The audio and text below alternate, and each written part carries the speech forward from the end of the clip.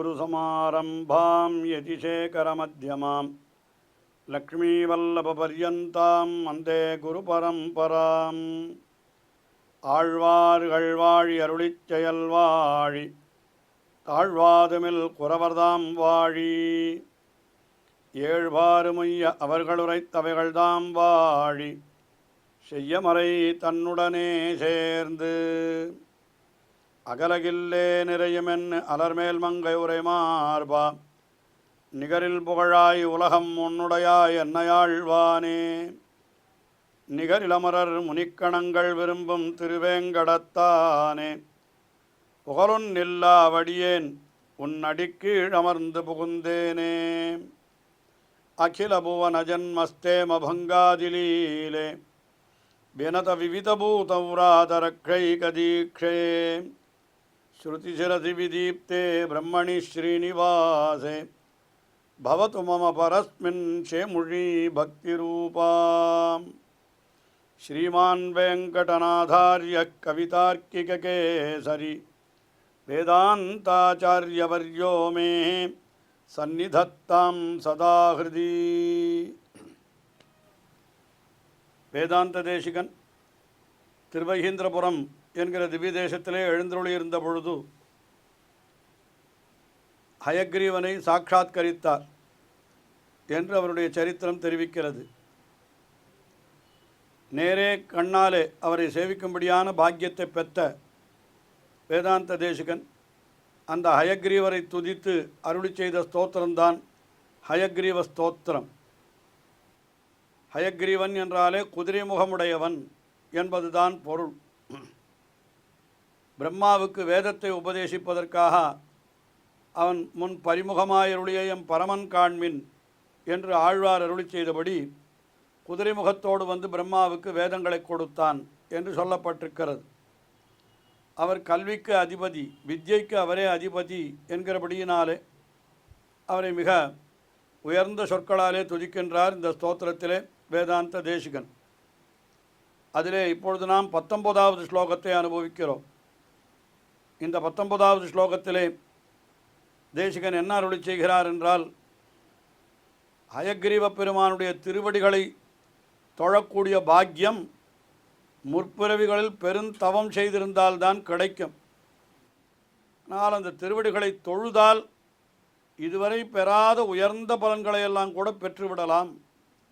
எப்படி சிந்தாமணி என்கிற ஒரு உயர்ந்த ஒரு மாணிக்கம், அந்த ரத்தனம் அது என்ன பண்ணுகிறது, வேண்டியவர்கள் கேட்கிற பலன் அத்தனையும் கொடுக்கிறதோ அதுபோல எம்பெருமானுடைய திருவடிகளும் எல்லாம் கொடுக்கக்கூடியவை.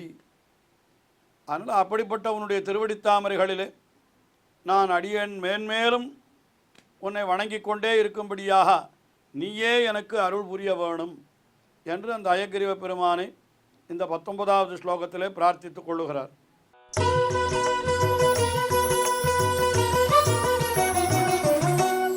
பிராங் நிர்மிதாம் தபசாம் விபாகாः பிரத்யக்ர நிஸ்ரேயச சம்பதோ மே சமேதிஷீரன் தவ பாதபத்மே சங்கல்பசிந்தாமணயः பிரணாமாः. பிராங் நிர்மிதானாம் தபசாம் விபாகாः, முற்பிறவிகளில் செய்யப்பட்ட தபங்களினுடைய விபாகம், அதனுடைய பயன்தான் நமக்கு ஹயக்ரீவனுடைய திருவடிகளை துதிக்கக்கூடிய ஒரு பாக்கியத்தை பெற்றுக் கொடுக்கும். பிராங் நிர்மிதானாம் தபசாம் விபாகாः, அது என்ன பண்ணும், அந்த திருவடிகளிலே நாம் வணங்கினால் நமக்கு என்ன கிடைக்கும் என்னால் பிரத்யக்ர நிஸ்ரேயச சம்பதோமே, அதாவது இதுவரை பெறாதிருந்த உயர்ந்த மோட்சத்தையும் கூட அது கொடுக்க வல்லதாக, அப்படிப்பட்டதாக நினைத்த பயனை கொடுக்கக்கூடியதாக இருக்கிறது. அதற்கு மேலே சிந்தாமணயா மே பிரமாணாக, அது எப்படிப்பட்டவை, சிந்தாமணி என்கிறது எப்படி வேண்டிய பயன்கள் எல்லாவற்றையும் கொடுக்குமோ அதுபோல இப்படி என்னுடைய பயன்கள், அதாவது பல முற்பிறவிகளில் செய்யப்பட்ட பல தவன்களின் பயனாய் விளைந்தது, இதுவரை பெறாதிருந்த மோட்சத்தையும் கொடுக்கக்கூடியது, வேண்டிய பலன்களை எல்லாம் வணங்க தரவல்லது, வழங்க வல்லது. அது அத்தனையும் எது என்னால் உன் திருவடிகளிலே பண்ணக்கூடிய பிரணாமம், அதாவது உன்னுடைய திருவடிகளிலே செய்யக்கூடிய வந்தனங்கள், வணக்கம். அப்படிப்பட்ட அந்த வணக்கமானது சமே திஷீரன் தவபாத பத்மே, அந்த உன்னுடைய திருவடி தாமரைகளிலே அப்படிப்பட்ட என்னுடைய வணக்கங்களானவை எப்படி இருக்கணும்? சமே திஷீரன்னு வளர்ந்து கொண்டே இருக்க வேண்டும். அதாவது என்ன அர்த்தம்? அப்படி எம்பெருமானுடைய திருவடிகளே பண்ணக்கூடிய அந்த வணக்கமானது தொடர்ந்து செல்ல வேண்டும். அதிலிருந்து நான் நீங்கிவிடக்கூடாது. எப்பொழுதும் உன்னுடைய திருவடிகளையே நான் வணங்கி கொண்டிருக்கும்படியாக நீ பண்ணி அருள வேணும். அது உன்னுடைய திருவடிகளை நான் வணங்குவது என்பது ஏதோ பல பல ஜென்மங்களிலே நான் செய்த புண்ணியங்களின் பயனாய் விளைந்தது. அது மோட்சத்தையும் தரவல்லது, சிந்தாமணி போல இந்த உலகத்து இன்பங்களையும் தரக்கூடியது என்றெல்லாம் அந்த வணக்கத்தினுடைய பெருமையை சொல்லி அது எனக்கு தொடர வேண்டும் என்று இந்த 19வது ஸ்லோகத்திலே பிரார்த்தித்து கொண்டார். அதற்கு மேலே அடுத்தபடியாக 20வது ஸ்லோகம். இந்த 20வது ஸ்லோகத்தில் என்ன சொல்லுகிறார் என்னால், எம்பெருமானுடைய திருவடிகளினுடைய பெருமை அது எப்படிப்பட்டதுன்னு கேட்டால், நம்முடைய தலையெழுத்தையும் கூட மாற்றிவிடக்கூடியது என்கிறார். தலையெழுத்து என்னால் என்ன? இதை நாம் அனுபவித்துத்தான் தீர வேணும் என்று நம்முடைய தலையிலே எழுதி வைத்து விடுகிறானாம் பிரம்மா. அதற்குத்தான் தலையெழுத்துன்னு பேர். அந்த தலையெழுத்தையும் மாற்றக்கூடியது என்று உன்னுடைய திருவடிகளுக்கு உண்டான பெருமை. அதனால் என்ன பண்ண வேண்டும்? உன்னுடைய திருவடி தாமரைகளினுடைய திருவடிகளில் இருக்கக்கூடிய துகள், அந்த திருவடி துகள் இருக்கிறதே, அது என் தலையிலே சேர வேண்டும் என்று அடுத்த ஸ்லோகத்திலே பிரார்த்தித்துக் கொள்ளுகிறார்.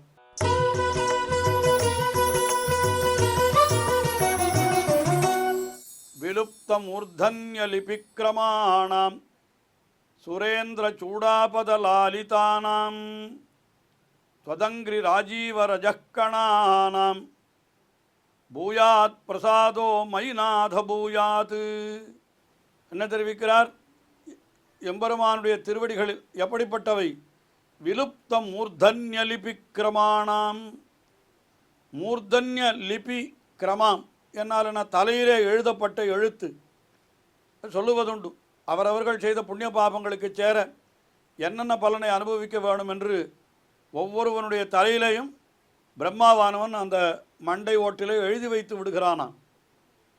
அதற்குத்தான் தலையெழுத்துன்னு பேர். ஏதாவது ஒரு துக்கத்தை நாம் அனுபவிக்கிறோம், ஏன் இப்படி அனுபவிக்க வேண்டி வந்தது? எல்லாம் தலையெழுத்து என்று சொல்லுவார்கள். தலையெழுத்துன்னா அது ஏற்கனவே எழுதி வைக்கப்பட்டிருக்கிறது என்று அர்த்தம். தலையெழுத்தின் பிரகாரம்தான் இவனுடைய வாழ்க்கை நடக்கும். ஆனால் இப்பொழுது எம்பெருமானுடைய திருவடிகள், ஹயக்ரீவனர் திருவடிகளிலே போய் அது வணங்கினோமானால் என்ன ஆகும்? என்னால் அந்த தலையெழுத்தையும் மாற்றி நமக்கு நன்மை விளைக்கக்கூடியது. அதைத்தான் விலுப்தல் மூர்தன்யலிபிக்கிரமாணாம், தலையெழுத்தையும் அழிக்க வல்லவை என்று சொன்னார் அவர்.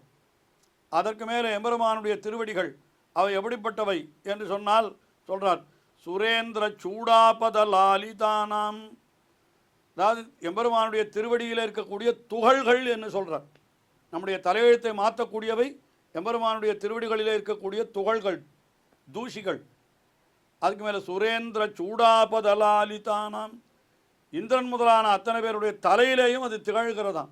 ஏன்னா அவர்களெல்லாம் எம்பெருமானுடைய திருவடிகளை வணங்குகிறபடியினாலே அந்த எம்பெருமானுடைய திருவடி துகள்கள் அந்த இந்திரன் முதலான அத்தனை பேருடைய தலையிலேயும் போய் படுகிறதாம். அப்படி இந்திரன், பிரமன் முதலான அத்தனை பேருடைய தலையிலேயும் இந்த பகவானுடைய திருவடி துகள்கள் இருக்கின்றனதான். அதுக்கு மேலே தொதங்கிரி ராஜீவரஜக்கணானாம். தொதங்கிரி என்னால் எம்பெருமானுடைய திருவடி தாமரைகள் அது எப்படி இருக்கிறதுன்னு கேட்டால், அது ராஜீவம் என்று சொல்கிறார். ராஜீவம் என்னால் தாமரை. அவ என்ன சொல்கிறேன்னா, தொதங்கிரி ராஜீவம், உன்னுடைய திருவடி தாமரைகளின் ரஜக்கணம். ரஜக்கணம் என்னால் துகள்களினுடைய அந்த திரள்கள், அது அப்படி இருக்கிறதா. ரஜக்கணானாம் அது என்ன? பூயாத் பிரசாதோ பூயான் பிரசாதோ மயிநாத பூயாத். அது என்ன ஆகணும்? மிகுதியாக என்னுடைய தலையிலே சேர வேண்டும், என்னிடத்திலே சேர வேண்டும். அந்த திருவடி துகள்களில் ஒரு சிவலையாவது என்னுடைய தலையிலே சேர வேண்டும் என்று தெரிவிக்கிறார். இந்த திருவடி துகள்கள் அவை எப்படிப்பட்டவை என்னால் ஒவ்வொருத்தனுடைய தலையெழுத்தையும் மாற்றி அவனுக்கு நன்மை தரக்கூடியவை. பிரம்மா முதலான தேவர்களுடைய தலையிலேயும் திகழ்பவை. அப்படிப்பட்ட அந்த திருவடி துகள்கள் அது எல்லாருக்கும் நன்மையே விளைக்க வல்லது. ஆகினாலே இந்த திருவடி தாமரையில் இருக்கக்கூடிய அந்த புழுதி அதை நான் என்னுடைய தலையிலே தரிக்கும்படியாக நீ என்ன பண்ண வேண்டும்? அனுகிரகத்தை பண்ண வேணும் என்று எம்பெருமானிடத்திலே, அயக்ரீவ பெருமானிடத்திலே வேதாந்த தேசிகன் பிரார்த்தித்து கொள்ளுகிறார். அதற்கு அடுத்தபடியாக 21வது ஸ்லோகம். அதை எப்பொழுதும் அந்த எம்பெருமானுடைய திருவடிகளை இடைவிடாது தியானிக்க வேண்டும், தியானம் செய்ய வேண்டும் என்று அதை தெரிவிக்கிறார். அது மிகவும் அஞ்ஞானமான இருளை அகற்றி நமக்கு நல்ல ஞானத்தை உண்டாக்கக்கூடியது எம்பெருமானுடைய திருவடிகளை தியானிப்பது என்று இந்த ஸ்லோகத்திலே காட்டுகிறார்.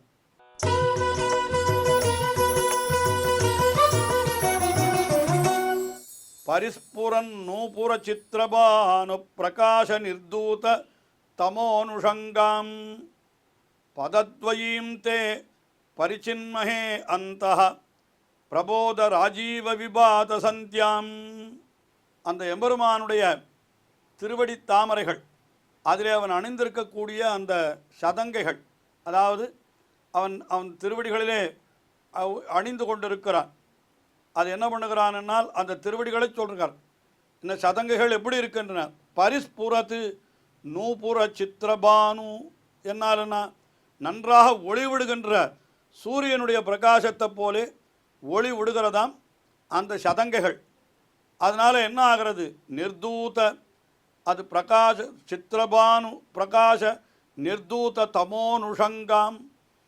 அந்த சதங்கைகளினுடைய சூரியன் போன்ற ஒளி இருக்கிறதே, அதனால் என்ன ஆகிறதுன்னு கேட்டால் இவனுடைய அஞ்ஞானமாகிற இருள் அதெல்லாம் ஒழிந்து போகிறதா. எதால்? எம்பெருமானுடைய திருவடிகளிலே அணிந்திருக்கக்கூடிய சதங்கையிலிருந்து பெருகக்கூடிய ஒளியானது இவனுடைய அஞ்ஞானமாகிற இருளை ஒழித்து விட்டு வேறு என்ன கொடுக்கறது? சூரியன் உதித்தால் என்ன கிடைக்கும்? ஒளி கிடைக்கும். அதே போல் ஒளி கிடைத்தால் சூரியன் உதித்தால் என்ன ஆகும்? இந்த தாமரை மலரும். அதைத்தான் இங்கே சொல்லுகிறார். அது என்ன பண்ணுகிறது? பிரபோத ராஜீவ விபாத சந்தியாம் என்று சொல்லுகிறார். பிரபோத ராஜீவ விபாத சந்தியாம் என்னால் அந்த காலை வேளையிலே அந்த தாமரையை எப்படி அது மலர்த்துகிறதோ சூரியன், அதுபோல இங்கே ஞானமாகிற அந்த தாமரைக்கு இது மலர்த்துகின்ற சூரியனை போலே இருக்கிறது. எது? எம்பெருமானுடைய திருவடி தாமரைகள். அதைத்தான் அதை சொல்லுகிறார். என்ன சொல்லுகிறார்? பதத்வயீம் தே பரிச்சின்மஹே அந்தஹா. அப்படிப்பட்ட உன்னுடைய 2 திருவடிகளையும் அந்தஹா பரிச்சின்மஹே, என்னுடைய ஹிருதயத்தின் உள்ளே வைத்து நான் தியானித்து கொண்டிருக்கிறேன் என்று சொல்லுகிறார். அதாவது உன்னுடைய திருவடிகள் அழகான சதங்கைகளை அணிந்துள்ளன. அந்த சதங்கைகள் எப்படி இருக்கிறதுன்னு கேட்டால் நல்ல சூரியனை போலே நல்ல ஒளியோடு பிரகாசிக்கின்றன. அப்படி சூரியனை போலே ஒளியாலே பிரகாசித்தால் அந்த ஒளியானது சாதாரணமாக சூரியனுடைய ஒளியானது புறையிருளை நீக்குகிறது. ஆனால் இங்கே என்ன ஆகிறது? உன்னுடைய சதங்கைகளினுடைய ஒளியானது மக்களினுடைய அஞ்ஞானமாகிற அகையிருளை நீக்குகிறது. சிறிதுமின்றி அது நீக்கி விடுகிறது. அது காலை பொழுதிலே தாமரை எப்படி மலருகிறதோ அதுபோல உன்னுடைய திருவடிகள் நல்லவர்களுக்கு நல்ல அவர்களுடைய நெஞ்சை, அந்த நெஞ்சிலே இருக்கக்கூடிய எண்ணங்களை, நல்லறிவை அப்படியே மலரச் செய்கின்றன.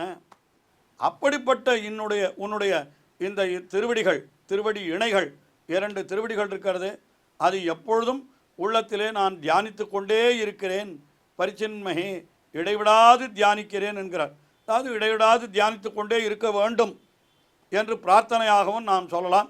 ஆக இது என்ன? எம்பெருமானுடைய திருவடி தாமரைகள் தான் நம்முடைய அறியாமையாகிற இருளை நீக்கி நமக்கு ஞானமாகிற ஒளியை தருகிறது என்கிற கருத்தை இந்த ஸ்லோகத்திலே தெரிவித்து இப்படி அந்த ஹயக்ரீவனை கொண்டாடுகிறார் வேதாந்த தேசிகன். இன்னும் அவருடைய ஸ்லோகங்கள் தொடர்கின்றன, தொடர்ந்து அனுபவிப்போம். ஸ்ரீயக்காந்தாய கல்யாண நிதயே நிதயேர்த்தினாம் ஸ்ரீவேங்கடநிவாசாய ஸ்ரீனிவாசாய மங்களம். ஸ்ரீமத் சுந்தரஜாமா திருமுனிமானசவாசினே சர்வலோக நிவாசாய ஸ்ரீனிவாசாய மங்களம்.